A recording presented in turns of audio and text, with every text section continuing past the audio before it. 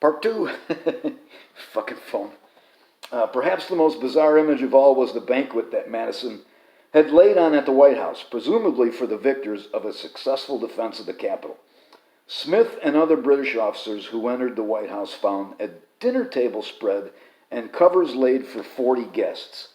Several kinds of wine in handsome cut glass decanters were cooling on the sideboard. Plate holders stood by the fireplace, filled with dishes and plates, knives, forks, and spoons were arranged for immediate use. In the kitchen, spits loaded with various joints turned before the fire. The food was ready and still warm. As Smith and the others sat down to dine at Madison's table, the British sailors who had accompanied them set about burning the place. "I shall never forget," Smith said, the destructive majesty of the flames as the torches were applied to beds, curtains, etc. Our sailors were artists at their work.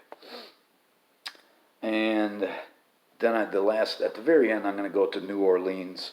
The War of 1812 is actually over, but the British go through with their ridiculous plan to take New Orleans, and it turns out very bad for the British.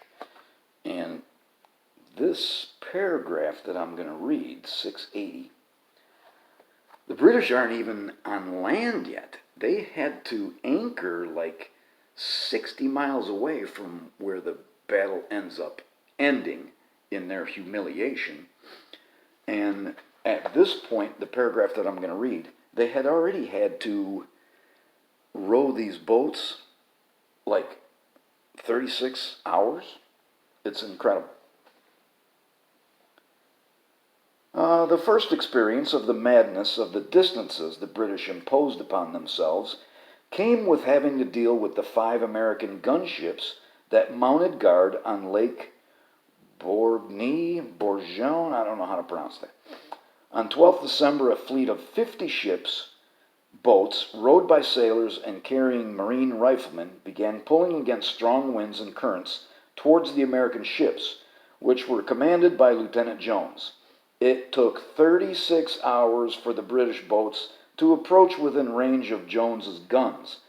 After that ordeal, they had to pull wildly to try to come alongside for boarding, with Jones's shot taking off heads in the boats, while others collapsed upon their oars as grape shot rained down.